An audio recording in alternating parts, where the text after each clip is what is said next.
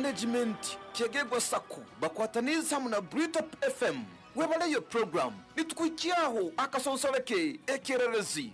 The preliminary investigations we have show it was a robbery because someone came and testified that the car was used, they robbed him some money, and we know the car where it came from by the routes because of our cameras, and I know in a little time to come we shall come here and we tell you if there is any effective of arrest.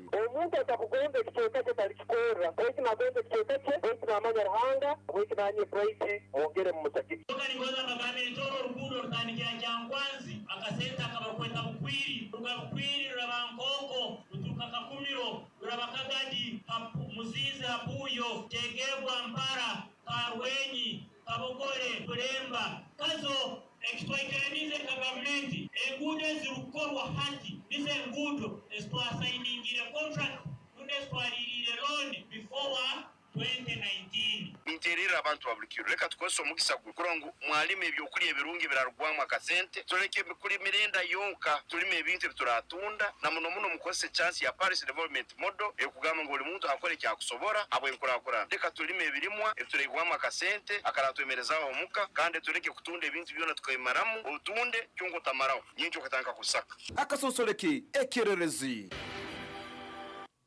Vaito bali gonsa radio yesakere kana kutuririza mali iruka bwangu oije mu Kyegegwa Sako kingula account kali ija mu Kyegegwa Sako kingula account oyahule kande oyehoze sente tuine bikanya mwingi mune bya loan tuine asset acquisition loan tuine emergency tuine agriculture tuine school fees leko mwana tekaramu ko bundi habwa sente zikyayangere ija mu Kyegegwa Sako nujya kubahikaho ubakaguza nibike kwetagisa bwangu tukujya kutwara akayire lete barabo kugambire ku leta deni abikole mu bwangu deni bakwangwize utunge sente omwana agenda garuka isomero emergency zero bwangu ziroho yes na loan yono yorabogondeze ebyo busubuzi business loans bazine kurungi muno motorcycle loans bazine kurungi pikipiki zibanja okay nyaburayo ija bwangu obe member then kijya kwanyira kutungobereza obwo obugoboram trainings hali ba members zibaho hali ba farmers manya banu baki bana binkora kwana bana mu business trainings binge bigobora musako eno yenya trainings of course naziba kurungi muno so ija obe member then chikonyera kutungobereza burungi muno na onyana witu abo aba Kyegegwa Sako now kusoroza emikono kucyagumizamo ba members ba parliament ne bagumizamo kuteka ebinkumu bagumizamo kuteka ebinkumu hakyandiko a motion egyo erikujja kuba ne binga yes erikujja kuba ne goba ba commissioners aba parliament abarukwingana ingana bana omuhalimo na ayabayireho leader of opposition wekitinisa muno Mathias Mpuuga abantu bano ne bajunanibwa kusanga bakegabira omuhendo gwe sente oguru kuingana 1.7 billion nka service award nka kasimo okusoroza kwe mikono kunu kwembirwe mekitekereza kyaleserwe Rwemi ya county member of parliament Theodore Sechikubo ayolekeze ngo bunu buli bwenguzo bwekike kya iguru muno bunu buli bwenguzo bwekike kya iguru muno kandi tibasobora kwikara mu ihanga nambere abantu barakwikara bakegabera omudido gwe sente milioni 15 bale milioni 10 ngo bunu buli bwenguze obunyakula kike kya iguru muno. Now motion eno kayoto mu parliament kandi emikono nakayirekano neserurwa ba members ba parliament nibongera okuteka ebinkumu handiko kinu ekirikwijja kuba nikibinga ba commissioners banu omubikaro ebyo. State Minister yes for housing yes Pasise na Muganza nawe yesterday tirogo mukono yaguteka hoko kandi yajumira muno ebikorwa nkebyo kanya yolekyango parliament yo murundi gunu mo mazima ga ejwere genyene ngo parliament has lost value over corruption. Ngu this 11th parliament eruzingire ehoyirwemu ekitinisa habwa obuli bwenguzi obunyabwetoruyireho kerejo kwango government officials abatali bamu nabamu baizen batekebwaho sanctions okuruga amahanga gakwakukana of recent. Speaker of parliament wenyini n'abaministers abamu bakatekebwaho omuhingo obutarubata mu mahanga gaheerwa agatali gamu na gamu kandi najunanibwa ngo aine ebyobugayige barukwibana bakatwara kuli. Unfortunately akarahira kimu bitwerekana ninura hano kitida prenda asabira bwangu asobore urugogoma rwenju orunya kuzonzo irweyo rwoa nobukera mtu wachagumizemu arwangere. Now ntugonza mu kongera kwetegerezamu members of course of parliament abo halimo Mataya Simpuga, member Dombo woman member parliament, halimo Solomon Serwanyi wa Bukoli Central member parliament, Prose Mbabazi akampulira ogwa Rubanda, yes district ya Rubanda aruba bakamugamba atagarukayo hakangwe atagaruka mu bantu ngo utakagaruka hanu ezo miliyoni ebikumi bena mazima Toronto bona hanu mwono mwegabera nguni service award. So ngo motion egyo nekyagenda Mason tusera emikono kana muhendo ko mukono guratagisa gurahika abantu nibeje kuba nibihwamu obwesigi mu commission baburugamu. Now statement ekizire muno actually kundeterera nagamba na muganzo nagende Iraq na muganzo no agambire ngo if there was a referendum about parliament, Ugandans would vote to abolish the legislative body, which has become a shame and an embarrassment. Kakuba kairekano bateka akaruru ngo abantu mukome wama parliament egumizemu wama parliament erugeo ngo abakusinga magamba erugeo no kutuhemura hali abantu bona bana Uganda ngo 11th parliament enu eretererize a shame and embarrassment to all citizens of this country. Kakwa tugena mu referendum ngo parliament yenu abantu nibasogamba tugiyo tukisimule tukitwale ngo 11th parliament etabeho rundike kakomera hagati ya rugaho habo buli bwenguzi ni kwa yurikeza ati okusera emikono of course nkutyagumezamu ndi kumanya MPO wawo kwo buli bwenguzi nkabinu ningamba yo kasambi yawo ningamba yo mubende ningamba yo hanu kyegegwa ningamba wanu kyegegwa ningamba yo wachenjojo ningamba yo kabroro ku member parliament wawe yatire omukono obokwano bazamu nawe kurwanisa obuli bwenguzi bweshike cha iguru muno kakinu yatire omukono member parliament wawo ko obokwano bazamu nawe ningamba hifo kazawo yatire omukono ningamba kasanda ningamba nankarukunjiri ningamba kazo ningamba kuri kiruhura ningamba kamwenge member parliament wawe yatire omukono ningamba hanu bunyo bulisa okuhona kiryando kagade hanu yatire omukono kurwanisa obuli bwenguzi obosike cha iguru muno nkabunu na muga statement yarukoleka enu abantu kakwatuga mu referendum ngo parliament bagihiro kimu habo buli bwenguzi niye sokere bunu kuzoka kubi muno ngo ezokere mu buli bwenguzi obosike cha iguru muno tutandikira ekintu kya tinkusagika ekintu ekyobuli bwenguzi nokukozesa kubi ebikwato obya government ebisemere okuba mbikora obuhereza hali abantu ubona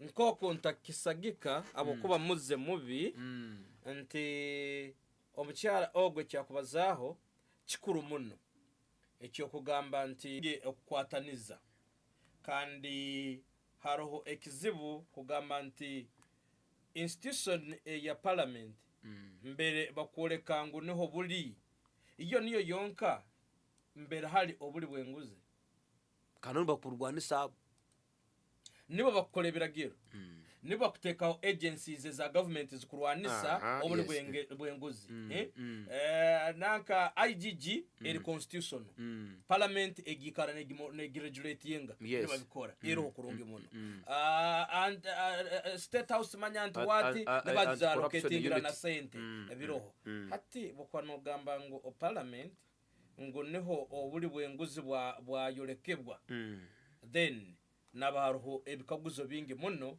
nti hakira kunu nti bundi nti enjojo hazirwanira obunyansi nibo bonabona hati hakyakira ali bana bakuchumba wama parliament niye kuchumba hati ari kuchumba wenyine obuyasisikara hati kandi arukurya yes those are the agencies of hati zo bano bazawo ekintu ekyokurora nti nibasoroze emikono kwihamu bwesige abakurasa abakatebe aka parliamentary commission habwa ekikugambibwa ngo bakegabira akasente ako batakengere nti kikorwa nyowe nendora nti ekyokwegabira akasente nicho ekikorwa ekitwine kujumira ekyokwegabira akasente ako nicho kine kujumirirwa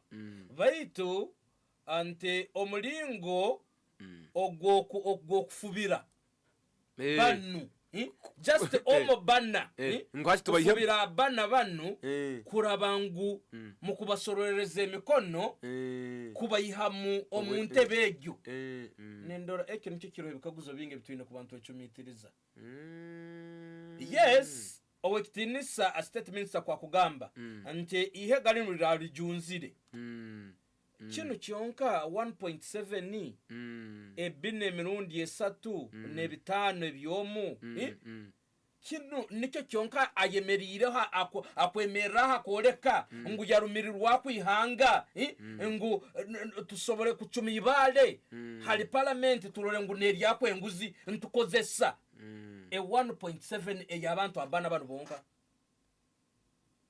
okrozire kuine so nti bwaraba narugayo ayimerira akagamba ihe galinu erya parliament ngu lirimu obuli bwenguzi aleke kukozesa kino kyonka atuhireyo byone binyakuliyo amabati gagirenka cyari mukusera bisanzwe cyari mukoti sente maza chogamu kurwo kuhona birinka ndete zo bugari so atumukuru kayerekana ambassador Uganda kisobora kuba cyo kucingura amayiso bayito habwange nkanyowe nimba ntasobora kuroranti insobora kwemera hali ikintu kyonka ngu umfubire banu okrozire kandi kunu byona biri bwarabagambire parliament eya 11 niye bayire mbinu abanza tuhire byone byakaba mu parliament ya 11 chairman buri omwe nakire kege urabase kwibaka galeri zo banyonyere moto konkanyo batandebire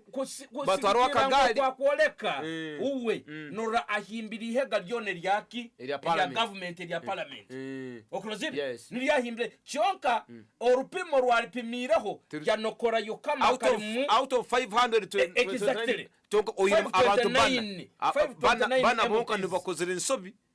You never know, maybe na abandi nabali mu scandals ezindi no anti nyo ncho kwetaga nyo musimire kwijja akakijumira ko nani nikijumira yes baitu hankugenda kumurora nti naba bwakukozesa kinu kyonka eky'abantu abana banu kwemerera parliament yone eyekumene kuno tuizire nturora ebibayire to get a sample size yes abokuba tetukumanya sente zinu ebitano ebina nko kunibara libale hayire service award kujja kuseruriza osobora kusanga nti obuherezo bakozire banu bali mbasemerera ko akatukarozira orubajuruli kwihantunga urwazibaherize chonka habwa emirwe yakyo kurugayo kikafubiro wakyo omuntu omo yes tutukarozire bano abasatu nebitebe ekitebe bikibakurugamu kyakagambireki bo benyini nyini bakagambireki maybe niyo nsonga bwaki of course wa NRM Theodore Kikuba akeretiyere numpe fubiro wayo nayo tuja kuchwera abe NRM nayo tukatukwate mu abayitu bano hata nicyo kugambira nti nyowe kikoro kya ekyenguzi ninkijumira kandi nabano kutuyambaho kutumulikira no kozesa kino ekiroho yes ninkitangira kyonka tinkwetaga nti bateko hamusaraba bano bonka abatuyambire kwetegereza binyakuriyo bwarabagambire parliament yone yikuminem n'ukweri kujya kwikana okusaba nti kwegomba nti kakuba kibayiraho tutera akaruru ko kwiha parliament ne yikuminem ngo abakiro bingi twe nantugiha agende so bizira nibibaho ebi bya sanctions bwano bazaho bizira mu parliament yikuminem okrozi yes begurukira bigizire chay no mukuru bwabaye nagamba ngo hali bagira kubanankamu oboyina hali bagambira ane bayibe bihandiko bya state house bikaturuka bitakayikirizibwe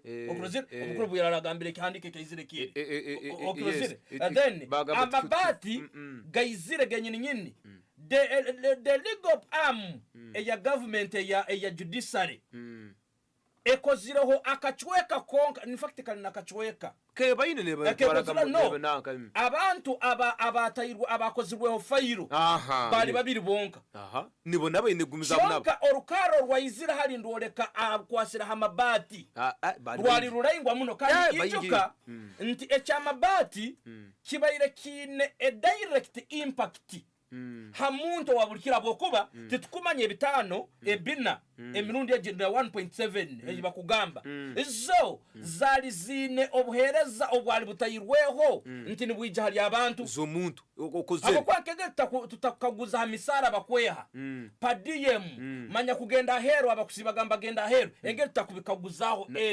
likewise nakino bukira bakyali nkigenda ha individual member okrozire of course yali individual ntuyambwaho mirimo gyonkozere jo wakimwe hatikanyegabire the point enkwenda kuleta nti ekintu kyamabati cyali direct impact yes awukanda gaturukibwe sentence turukibwe nzigenda abantu bamanyirwa ababulikiro then this package but hata no package eriyo muntu yes like kanta kabene n'umugamba abakusiba heru ezibakutwara nzinga nanka basakayoki eze nkurato zibazaki okrozire likewise atanyo ebyo bitayine direct impact abantu nibigenda ninsa kubirona nka privileges yes of course zabakurasi privileges exactly no isityamane ngo onyo ekinkwetaga barugay batsobora mu biragiro omukuru akasikaye kihandiko speed akabagambire atone geno yes baserurize nti ensake na akasimo kanu kakaijakata mu biragiro byabo abakwikara akatebe kanu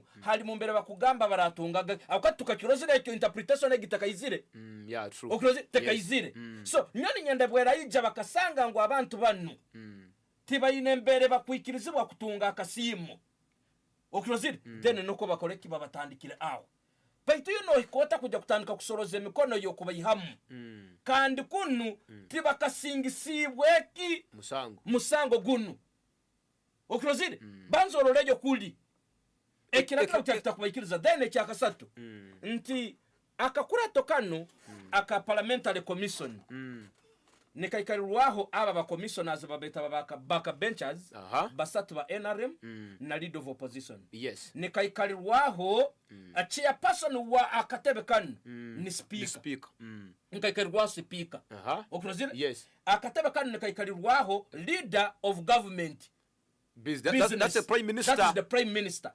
Nikaikarirwaho chief whip. Okrozire yes. wa ruling government party. Wa ruling party. Okrozire nikaikarirwaho kilaka to parliament. Na finance minister by the way. Na finance minister nakaikarao. Okrozire. Yes. So hati bora banogenda kusikayo. Abana banu bonka ntugarukaye nkacha amabati engeri ababiri nibo babayireki sacrificed habo kwa tumi bukira bangu kirikiti let the whole committee and of which one of course muzebi akagwisendeze mukaza meeting iki meeting yene eyarabizo na sente zinu prime minister hagamba ntabemu Matia kaja ntabemu with absent with apology nkarwa mina tsezo absent with apology mina tsezo nkazururaho so ngo obundo barabakabezo nikyo iwe Joakimu bokubotali mu rukurato orwa hano rutwikaramo tomanya ebituba tusashe okakosanga turabizeho otagaruka mu Webaleyo ogende mutuyimuke tokubiyetegereza kose mbanza kusoma minutes exactly then mu biragiro byenkurato omuntu anyakuhayo okusaba kwe kutaba mu rukurato bamubaranka abayiro of course absent with apology anyway hato tuge then hatikinu nikyolekanka ntibukira abantu bano ba commissioners noba sesa on the guys yokugamba bakehereza akasimu then that means the entire committee is censored not this because haro paying officer haro rwasa baba kazeha twino kwandika mu mutwe haro award abazirabizeho nkaminati which minati never bubarabe tarabira mu omugaso rundi ebirungi ebigenda n'obutebe nko bundi nko kuhura cha person manya wa parliamentary committee natunga kinu na hati nabantu nabo obaraba tabira bize mu parliament ebabarabizeho oyiro sitting allowance manya kachayi okozire ebambanyire ngo kinu kitabemu then now no haya chikokire mu then certificate of financial implication egabwa ministry ya finance and of which minister is a member zali nziruganka sentezo ministry of finance tazimanyire okrozire then as a chair nora byote ekintu mbachikura byaho bata otakimanyire tokura achikorekereza then to me mbaire ntakusaba hakayire kanu tutandike kuoleka orugaro hali which MP anyakutayireho no hatatayireho this is not the yardstick tugenda kukozesa kandi by the way ngambe kino nti eno sensa moson ero heti nobwe kuba ekize mikono 17 yibakwetaga terguli nubwo mubazi ogukurwanisa obuli bwenguzi okrozire therefore he see who oba appendizi oba tatayireho tosakikoze sangu either na rwanisa rundi nasagiko buli bwenguzi as a leader so to mikinu in fact nyono bunkwere nkanyowe sazi nsinga ninyende MP nkanyowe kusigikira liebe nimbanza ku analyzing ebyo byona I cannot just bump into appending my signature so onkono moreover honorable minister ngucyakutera no murora naisana ine bogenda kwetegereza honorable namuganza hari mu ebyo bindi nibihingura nango tari no wekaja kateka chairman abantu wakabaina mbarangira bati bote bakarabito batiro wakabaina bakweta abanyamakuru murore na signinga nangwa bite mikono tugitira wewe bagitira ero this thing echo kigende hompora bokuba kakuba ki materializinga ebi byona bikarabamo which means even the chairperson of that committee asemere kuba nawo nabacensored and when you censor her she's the speaker which means now nabanaruga mu office yaki you was speaker when you dissolve the chairperson wanaka then the leader of government business the prime minister nawe aine kuba nakora ki I remember committee exactly kandi tinkunira nti chairperson how royal the chairperson leader of government if the mayor iron seats amabati nigesanga muzigati y'omuntu ngunaiwe twaraho okrozire nongamba ngunyowenka commissioner nondabizaho an award package ya million bina iwe chairperson iwe akuha certificate of financial implication ngu toinaho cyo kujya kutungaho chairman aramutomo yangambire ngo ni sokuza bya bitano hali but in actual sense nyino bisatu ekikumi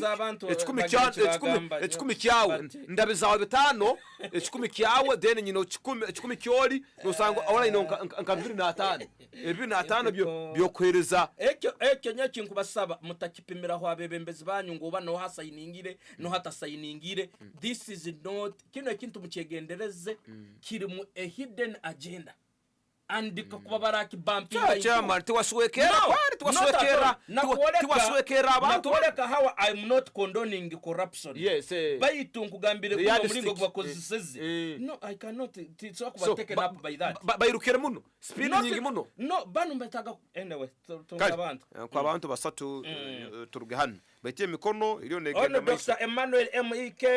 Hello our chairman and Mr. Hello kamazo kon omeneza kwa public man ego aba man go opposition ganu boto kandi ni interera abantu opposition bagironko yo mugasho ne sukuramo nama yisago nabakegego nimbaterera tureke kurebe byanseri ito turabatahire mu abantu bamanye nito tukucyungure ihanga baturore nk'abantu abana Uganda nkakahinda kwa gambire hambere barakaturora bateke mu kitini sabatuyungoho tujyana hano kegego kukora ki bogoni baramara kuyija cyegwa mu bayireke naharo yenguzi bogoni kuyija kumureke enshonga zaito kale nachegwa mwinde mwenguzi ego inka iwe no gigambake aba MPs abatasa ininga hali handike kyo buli muntu wena ikarana murora karabaraba arabata shiningira amanye na muri wenguzi yamba akitikere nchiko abo opposition tumaze kutereza kali nankere tojiko hata utabaraje kubaseseke ati nakino mbenda chikozesa hello by the way tata mubugufu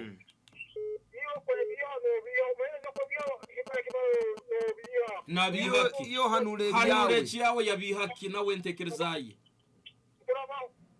kali barabaho hello hello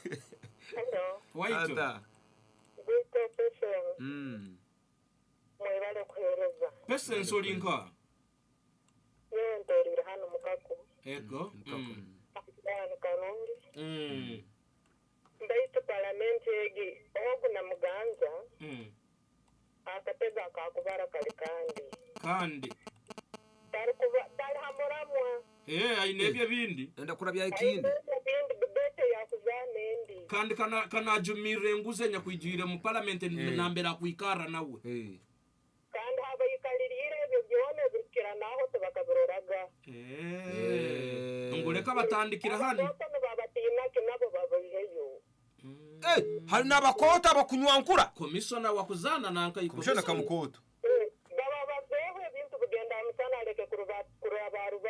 kale ati bintu byabisukuro gizire nikugambira chairperson wa parliamentary commission is the speaker no chairperson finance minister is a member finance minister is a member and those big they are very big so basaku baliramba tomeran hello bale bagenderam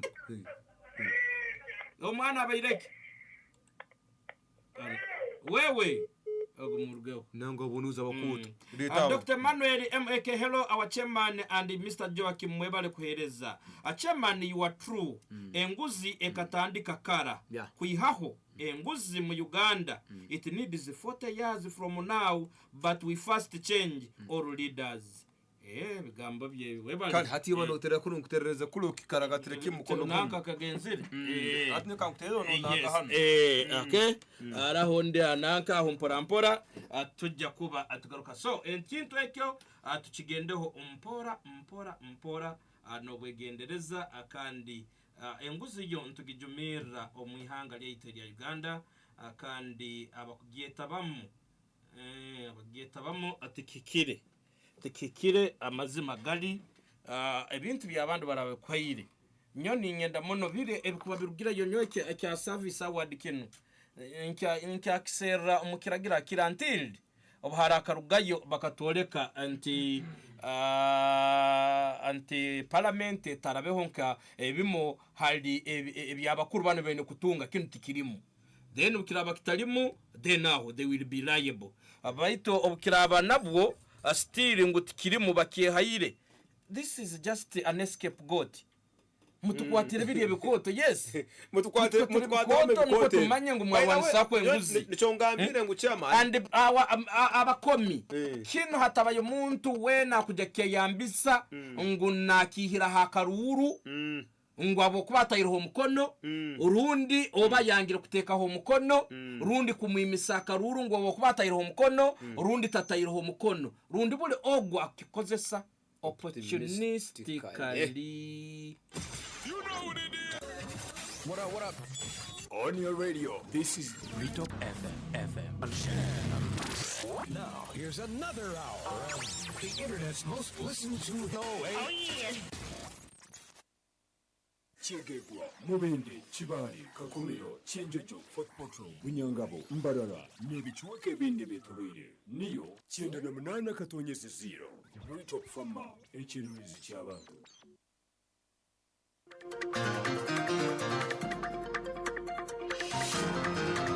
The news in English on 98.0 Retop FM.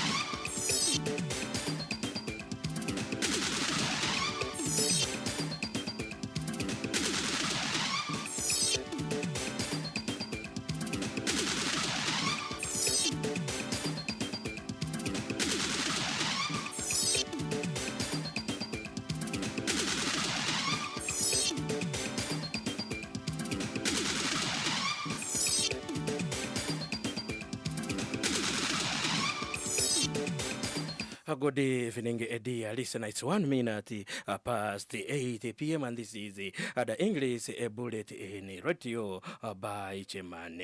In the headlines, Ubos warns those taking census tablets will be arrested. Namutumba residents tell government they need enough drugs and not condoms. Self-styled Jesus fined Uganda shillings 300,000 for refusing to be counted. The news in detail.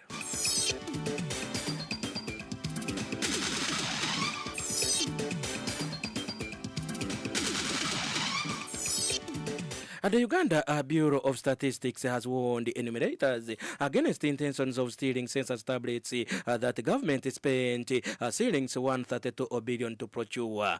Speaking to the press yesterday, the executive director of WOBOS, Dr. Chris Mukiza, warned that whoever steals a census tablet will be tracked and arrested by police and will not get a police bond. It is understood that upon the completion of the exercise of census, the tablets are to be distributed to parish chiefs for other national programs. Last month, the Minister of ICT and National Guidance, Chris Ebaliomunsi, revealed that the census gadgets are to be given to parish chiefs at the end of the census exercise to aid the parish development model work. He also revealed that the same tablets will be used for voter registration ahead of the 2026 general election.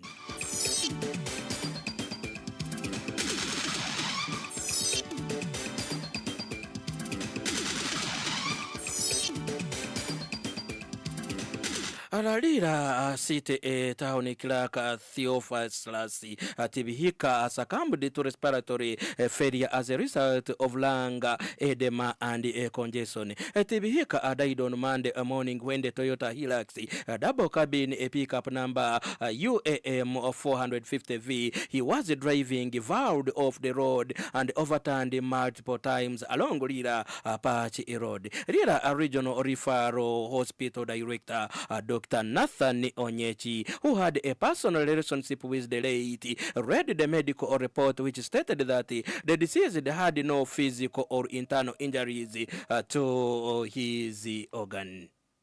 We did not find any evidence of physical injury No evidence of strangulation. No evidence of a stab wound. No evidence of a gunshot wound.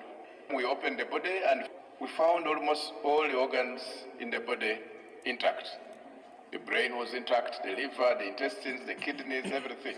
The heart was okay, there was no heart attack. There was no evidence of any clot. The only injury that we saw, there was a small cut below the liver, about 1 centimeter long. And the conclusion is respiratory failure as a result of lung edema and congestion following blunt chest injury consistent with road traffic accident. A preliminary post-mortem report only showed that there was a little bit of bleeding inside the stomach, resulting from a small cut below the liver and a lot of edema, which is the build-up of the fluid in the lungs. Dr. Onyachi described Tibihika's death as a slow process, saying he could have been saved if he was rescued from the rust vehicle. Probably when Theophilus had this accident, he was alive for some time, and that's how this edema developed. And probably, if there had been support to rescue him from the vehicle, we believe that his life would have been saved.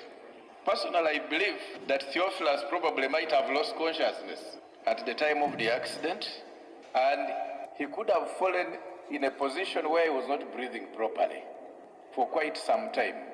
So I believe it was a slow death on the chair, with the seatbelt pinning him on the seat, and that compromised bleeding could have affected the general function of the body and resulted into the edema that we saw and resulted into the death.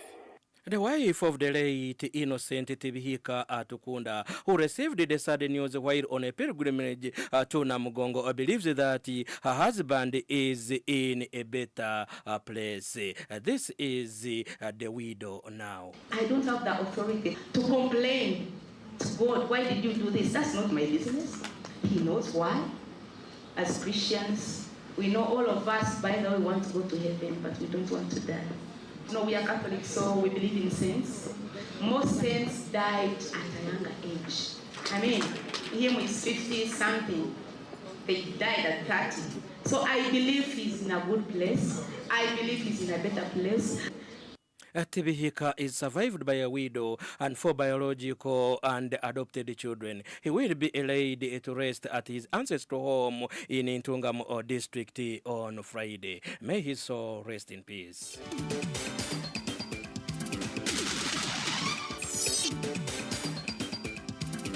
Moving on with the news, residents in Namutumba wanted the National Medical Stores to reverse its trend of dispatching to the district more condoms instead of drugs. Mr. Waiswa Mbogo, a resident of Nabinyonyi village, Chiwanyi sub-county, says by dispatching more condoms, the government has failed to understand the magnitude of the drug crisis they are going through. Bugabula Award LC2 chairperson in Vukula Town Council, Mr. David Bali Kudembe, said the area facility Vukula Health Center 3 sometimes receives boxes without drugs, but over 10 boxes full of condoms. Ruvukula Town Council LCC chairperson Mr. Nuwa Anduga said the drugs dispatched to the health facility cannot serve 20 patients. Miss Prose Namugema, a resident of Kaguru village, Kaguru sub-county, said some boxes reach health facilities when they are not sealed. According to her, why the government sends an assortment of drugs, essential ones and mama kits are reportedly stolen, leaving only a paracetamol. Namutumba DHO Dr. James Ikiria did not pick our calls to the non-telephone number to have a comment on this.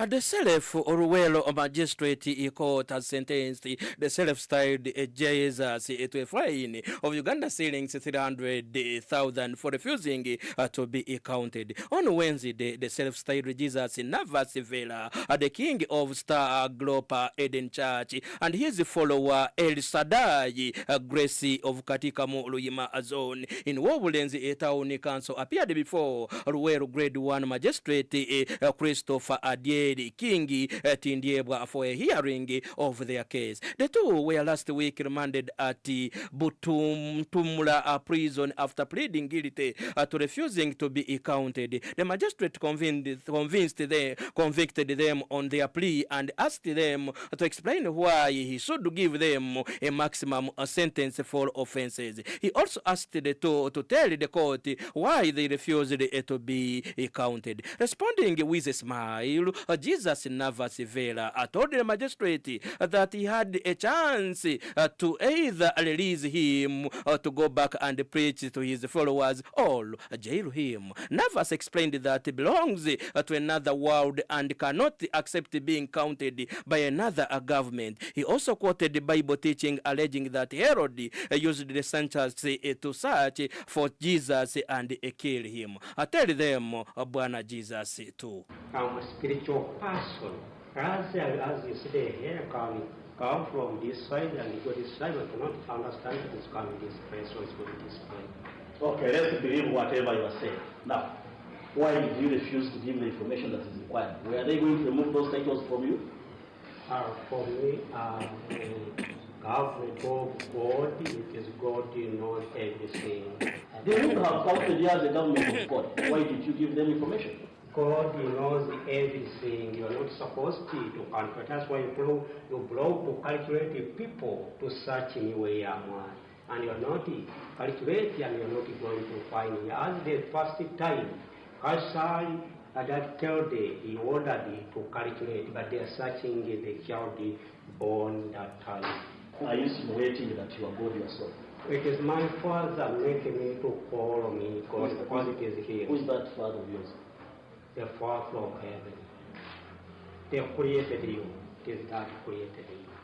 The Father of heaven created him. When the magistrate asked his follower El Sadai Grace for a defense before the sentence, as he told him that he followed Navas Vela because he was a spiritual father and came from heaven, the magistrate handed a sentence of a fine of 300,000 shillings immediately, or 3 months in jail, in consideration of the importance of the exercise as well as his defense lawyers' mitigating factors and the state attorney's request. The defense lawyer Alia Kwizera told our reporter after the court that Jesus Navas Vela had accepted the sentence and the efforts were underway to solicit funds to ensure he is released to continue to preach his followers. Yebaza nnyo kooti n'obwenkanya bwemuwadde. Omukyala ye bamuwadde caution era leero addayo waka, era nkakasa nti ne King ali kunoonya bali ku amasimu bagenda sasula $300 addeyo mu ndiga ze. Eno gavumenti eno nungi nnyo nti yawa abantu eddembe okkiririza mu nzikiriza yonna yonna, eyo ly'eddembe lyabwe. Ate nti amateeka tegaliiwo panishinga kyokka wabula n'okuddaabiriza. So kyendowooza nti abantu wange ayize mu nsonga zino zayiseemu era biyinza obutaddamu. Jesus, go back and preach your followers.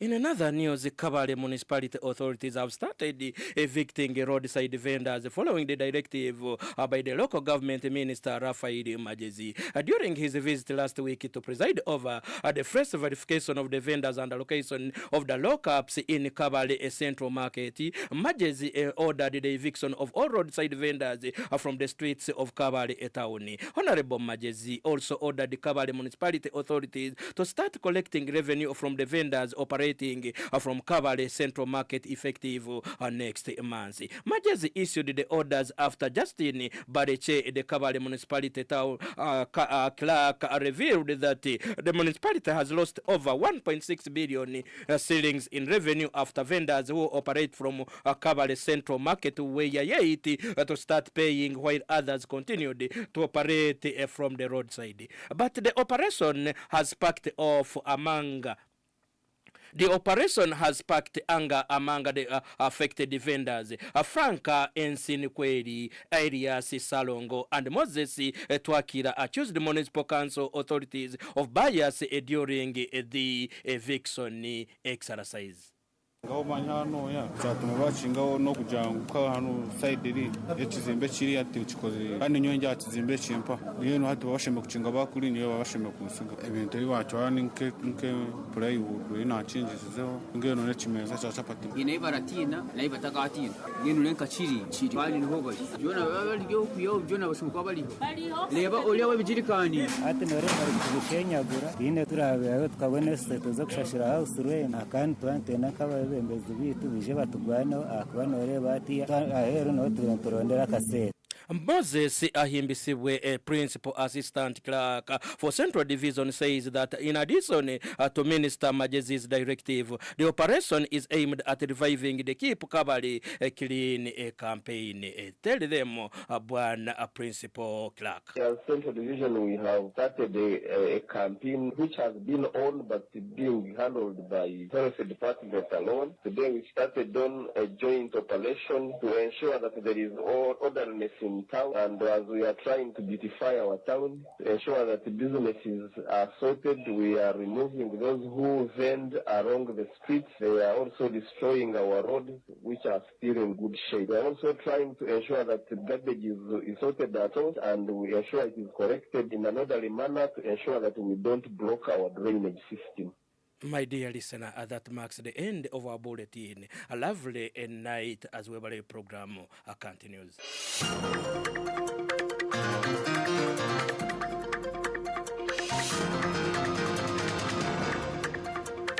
That was the news in English on 98.0 Britop FM.